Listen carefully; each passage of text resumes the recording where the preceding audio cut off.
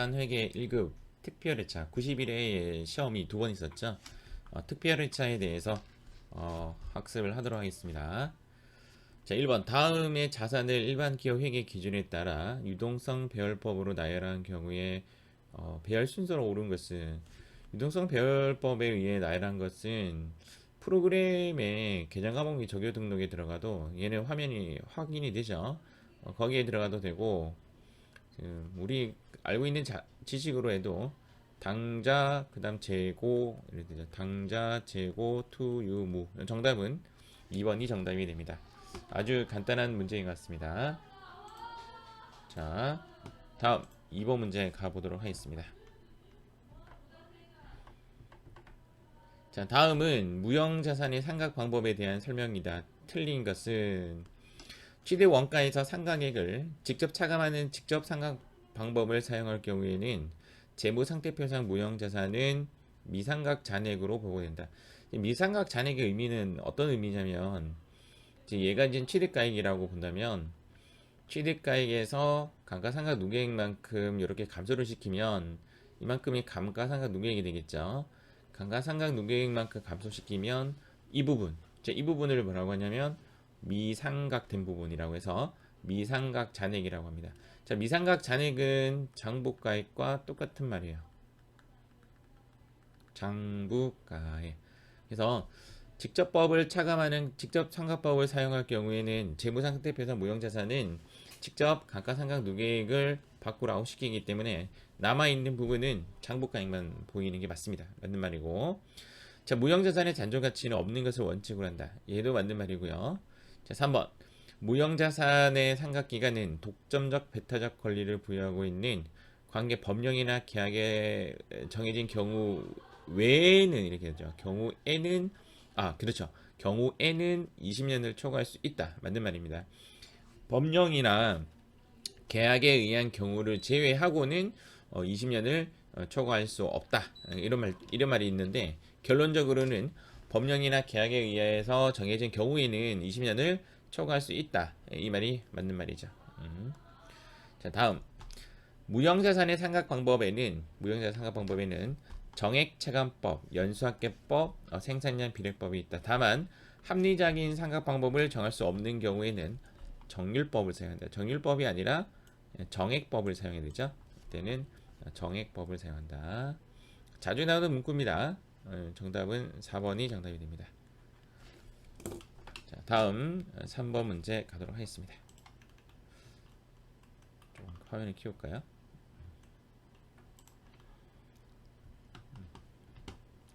자, 3번. 다음은 한국이 1월 1일 취득한 기계장치에 대한 자료이다. 연수합계법에 의한 3차년도 감가상각비는 얼마인가?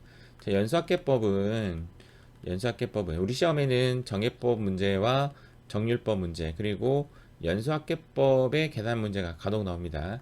연수합계법은 일단 이렇게 구하죠. 내용연수의 합계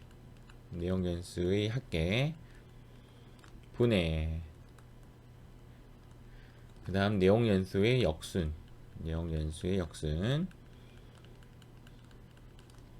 그리고 거기에 곱하기 감가상각 대상금액 이렇게 표현하고요.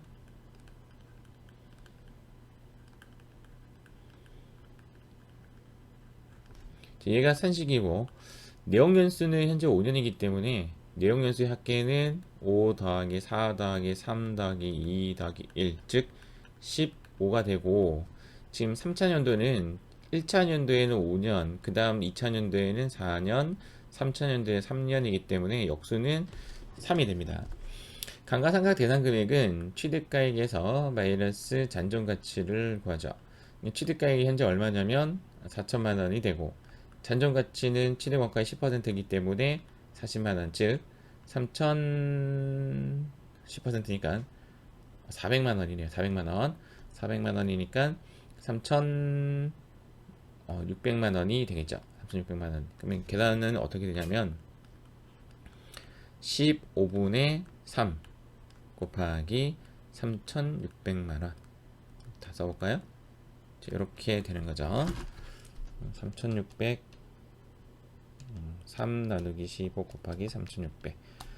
720만 원이 되네요. 720만 원이 됩니다. 3차년도에는 3을 곱한다는 거 꼭 기억하시면 되겠습니다. 정답은 4번이 정답이 됩니다. 자, 다음 문제.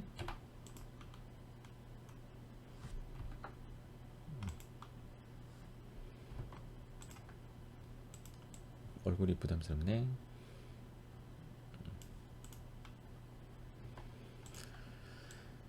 기업은 4번 문제 풀겠습니다. 기업은 정상적인 영업 활동을 계속적으로 영위할 것이라는 전제하에 계속이라는 말이 나오면 답은 계속이에요.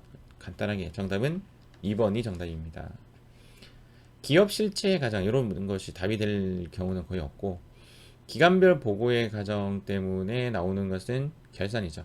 이 결산에 나오는 계정 과목이 미수, 수익 이런 계정 과목, 선급, 비용 이런 계정 과목.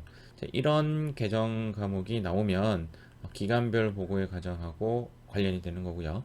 계속적이라는 말이 나오면 답은 계속적이라는 것이 답이 될 가능성이 아주 높습니다. 자, 다음.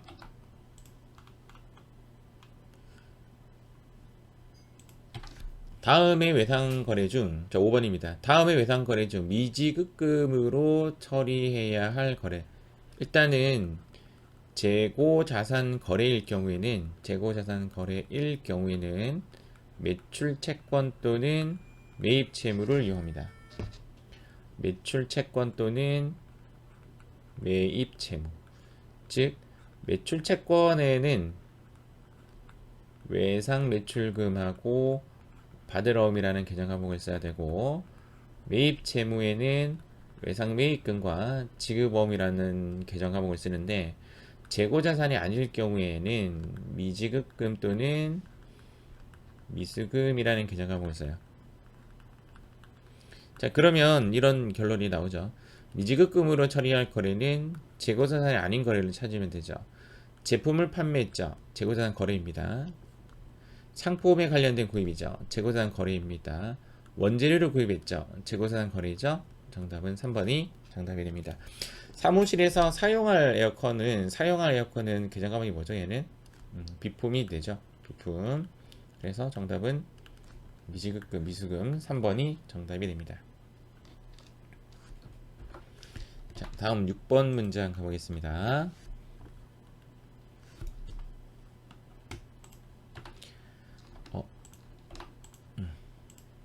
자, 다음 중 자본잉여금으로 분류하는 항목을 모두 고른 것은 자본잉여금으로 분류하는 계정은 또 여기 들어가면 되죠. 계정 과목 및 정교 등록이라는 것을 클릭하고 거기에 자본잉여금을 클릭하면 우측에 자본잉여금이 쫙 나열됩니다. 주식 발행 금액이 액면 금액에 미달하는 경우에는 주식 할인 발행 차금이라는 계정 과목을 씁니다. 주식 관련된 문제는 꼭 한 문제 나와요. 주식 할인 발행 차금은 얘는 자본 조정에 들어갑니다.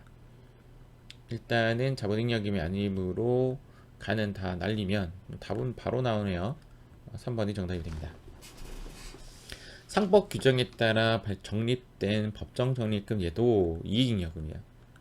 그러니까 여기 계정 과목 및 정교 등록에 들어가 보면 법정 적립금이라는 내용이 없어요. 요거는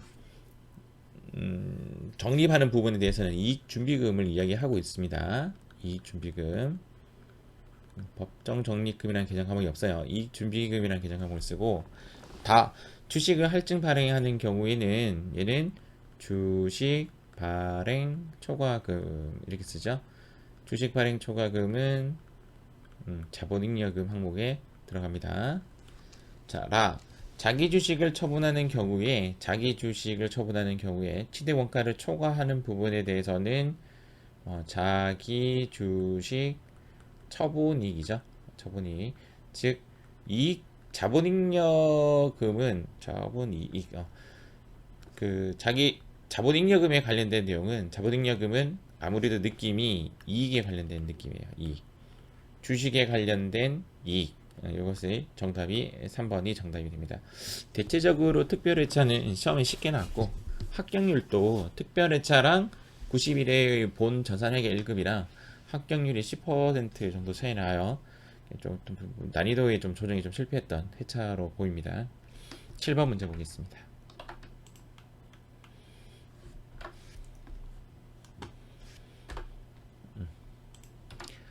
자, 다음과 같이 제3자로부터 토지와 건물을 일괄 취득한 후, 공장 신축을 위해서 건물을 즉시 철거하였을 경우에 토지의 취득 원가는 얼마인가? 일단은 이 내용을 조금 제가 한번 정리 한번 해드리겠습니다.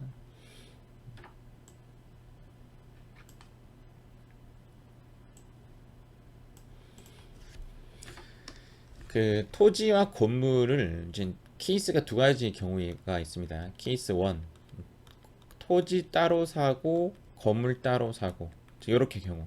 왜 따로 샀냐면 토지는 토지대로 이용을 할 목적이고 건물은 건물대로 이용할 목적이기 때문에 따로 사는 경우, 이때는 토지 가액을 적고 건물 가액을 적고 이렇게 해서 분개를 합니다. 이렇게 분개를 하는데 지금 같은 경우에는 케이스 2, 토지를 구입하기 위해서 어쩔 수 없이 건물을 구입하게 된 경우, 토지를 사기 위해서 어쩔 수 없이 건물 딸린 걸 사오게 된 경우, 이때 이 건물은 토지라는 개념 과목을 씁니다. 지금 현재 문제가 그런 문제예요. 토지와 건물을 일괄 취득했는데 어떤 목적이냐면 공장 신축을 위해 가지고 토지를 구입하게 됐어요. 그래서 토지를 하는데 그 대신 토지가 다 완세팅이 된 후 건물을 지으면 이때 건물은 건물이라는 개념 과목을 씁니다. 지금 현재 내용은 공장 신축을 위해서 토지를 샀기 때문에 이때 이 건물은 토지 가액으로 넣어줘야 돼요. 그래서 건물의 공정 가치는 1억, 얘도 토지라고 처리를 하고요.